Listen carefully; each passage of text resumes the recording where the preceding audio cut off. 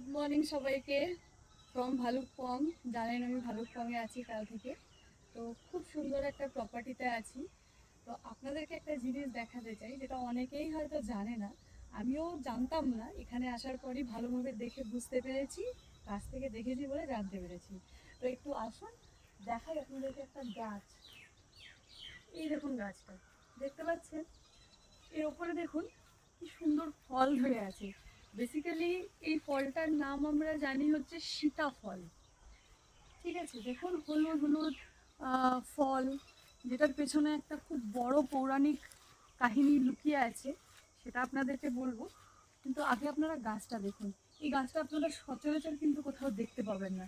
তাই ভাবলাম আপনাদের সাথে একবার শেয়ার করি গাছটার ব্যাপারে।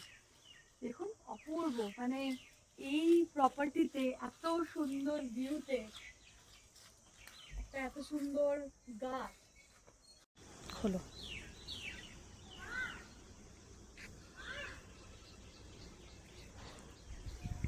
এটা কিন্তু আতা নয়, বাট এর বীজগুলো আর এর যে ভেতরের যে জিনিসটা আছে ওটা কিন্তু সিমিলার টু আতা, মানে যেটাকে আমরা কাস্টার্ড অ্যাপেল বলি আতা।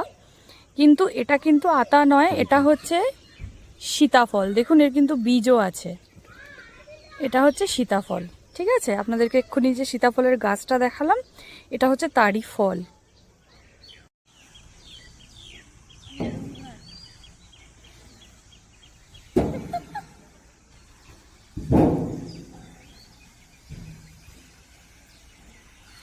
ইয়ে, ভালো টাইমগুলো খুব তাড়াতাড়ি কেটে যায় জানেন তো।